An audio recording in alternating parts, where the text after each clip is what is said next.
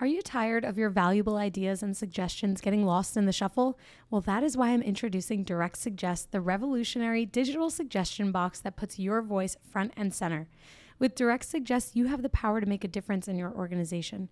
Direct Suggest provides value to organizations in various industries worldwide, including notable brands like Comcast, TD Bank, and Nokia. And here's the best part.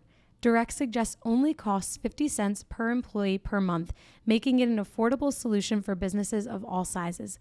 Plus, they have an incredibly high ROI and savings potential with an average 33 times return on investment. The implementation process is also a breeze. Once committed, setting up Direct Suggest from start to finish can be completed in as quickly as a week or less. Don't let your ideas or your team's ideas go unnoticed. Visit directsuggest.com today and start by making a difference with Direct Suggest. Use the promo code HUMANHR for your extended 60-day free trial. Again, visit directsuggest.com to learn more, and remember to use promo code HUMANHR for an extended free trial. Direct Suggest, where your voice matters. Welcome to the Bringing the Human Back to Human Resources podcast. I'm Tracy Chernoff, and I've spent my entire professional career in HR. Each week, we'll explore the delicate balance between people and business with the aim to reconnect the two and create meaningful outcomes. Listen in as I share my own experiences, challenge the status quo, and chat with guests from various industries about our mission to bring the human back to human resources. Hi, everyone. Welcome back to the Bringing the Human Back to Human Resources podcast. Thank you so much for being here for another week. I am audio only for this episode because I'm in the middle of moving, and I promise you, you do not want to see my background. So please bear with me over the next few weeks.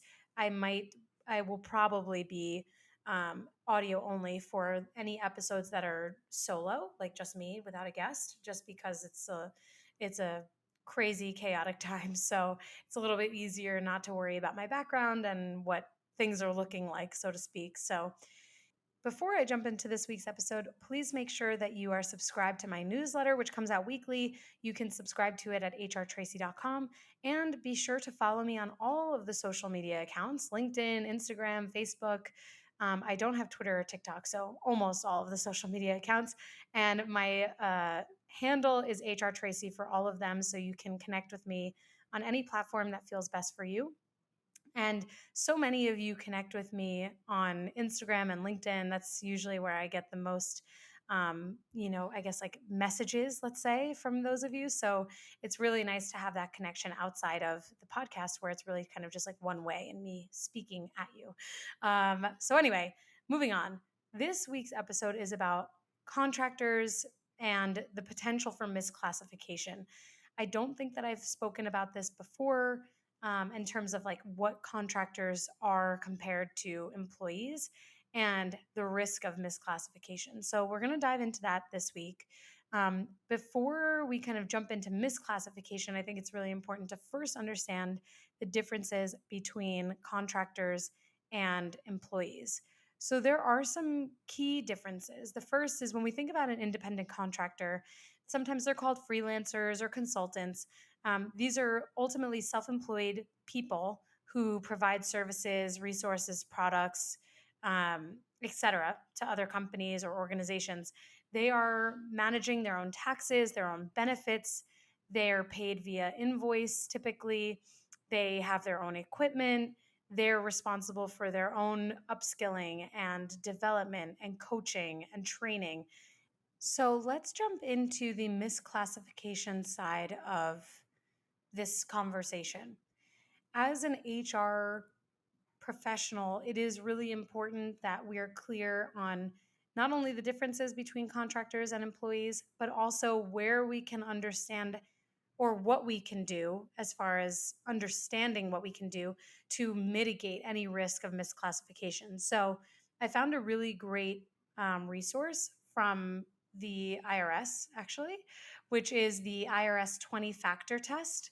And it helps companies to determine whether someone is an independent contractor or an employee. And there are 20 factors. So bear with me as we go through all 20 of them. The first is level of instruction. If the company directs when, where, and how the work is done, this control indicates a possible employment relationship. Why is that? That is because employees are fully reliant on the direction of a company, right?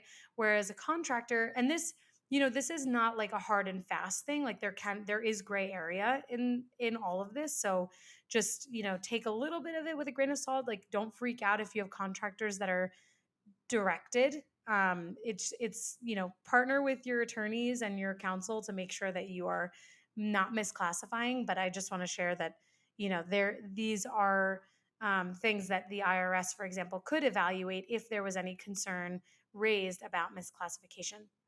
So level of instruction, again, for a contractor, they are tasked with something and then they determine how they work on it.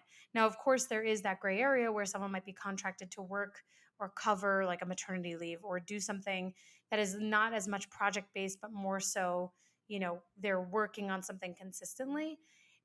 There is still a bit of gray area there, but misclassification can be really common or is really common. So it's not as gray as you'd think it is. Amount of training, requesting workers to undergo company provided training suggests an employment relationship. With the exception, of course, I want to remind everyone that certain states do require contractors to go through legally required training. Degree of business integration, workers whose services are integrated into business operations or significantly affect business success. Extent of personal services, companies that insist on a particular person performing the work assert a degree of control that suggests an employment relationship. In contrast, independent contractors typically are free to assign work to anyone. Also, gray area there. Control of assistance, continuity of relationship. I won't go through all of these because I think we understand that there is gray area and you should connect with an attorney to make sure that you are clear and in the green. Flexibility of schedule, demands for full-time work. So full-time work gives a company control over most of a person's time, which supports a finding of an employment relationship. So contractors typically are, again, we'll see them working on an hourly or project related basis, but there are moments where contractors are working on a full-time basis. So again, gray area here. Need for on-site services, sequence of work, meaning if a company requires work to be performed in a specific order or sequence, requirements for reports, method of payment, hourly, weekly, or monthly pay schedules are characteristic of employment relationships unless the payments are simply a convenient way of distributing a lump sum fee.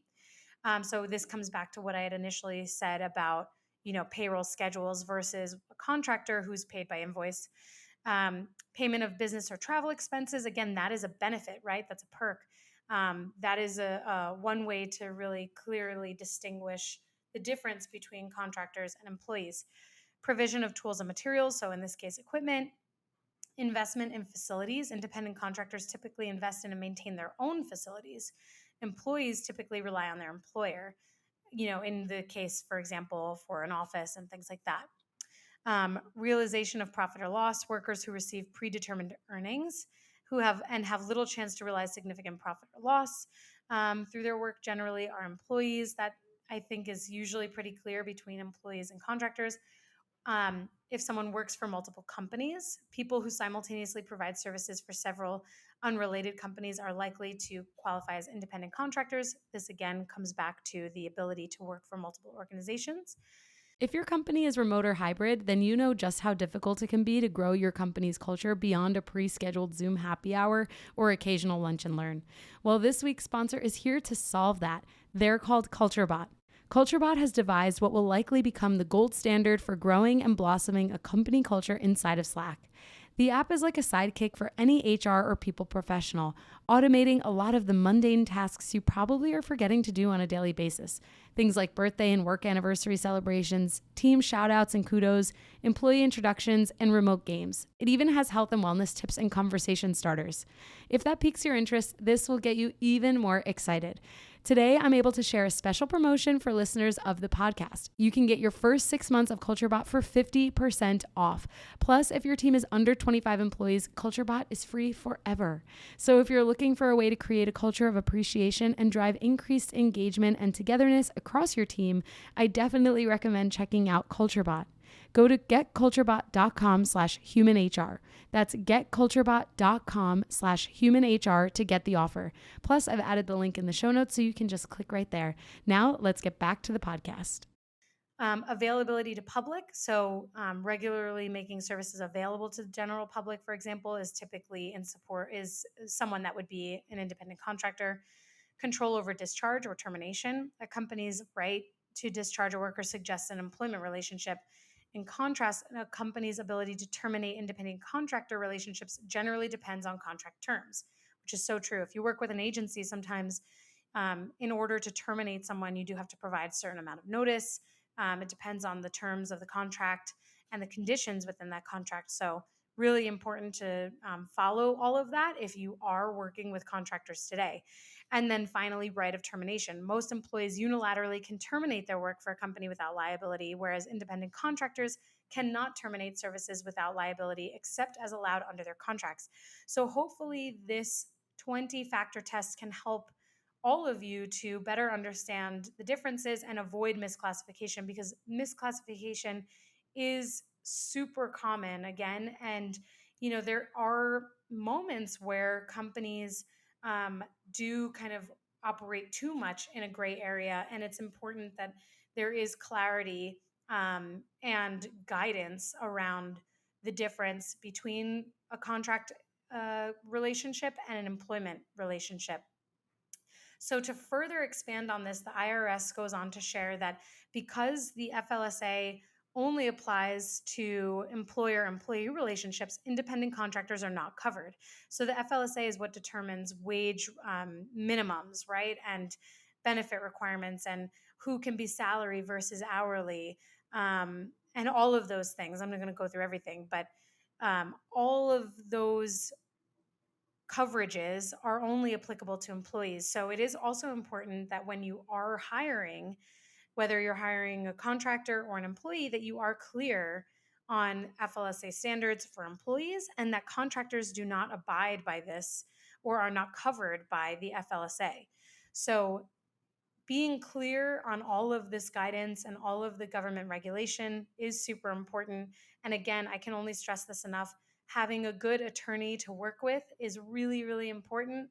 Employment law attorneys are very helpful when it comes to being able to navigate these differences and what companies are required or responsible for when it comes to these relationships. The IRS considers a worker to be an employee if a company has the right to control not only what work will be done, but also how the worker will do that work. If someone is treated as an independent contractor, but the IRS decides that there's sufficient control from an organization over the worker to create an employment relationship, the IRS can hit the organization with a very costly bill for employment taxes that should have been paid, withheld and paid.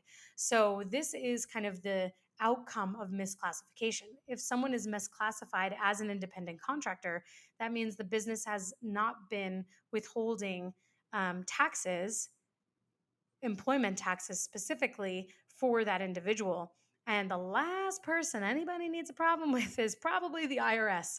And so it is so, I know I keep reiterating this, but it is so critical to understand and make sure that people are classified correctly. In order to really make sure that you are in the clear, I would highly recommend that you use this 20-factor, I think it's a 20-factor common law test. I think that's technically what it's called, to ultimately measure the level of control. These are all reflected again on the IRS. I'll make sure that I link this resource in the show notes. And the other thing that I'll say is that there are companies, there are agencies out there, not only agencies, but major companies that make employing contractors much easier.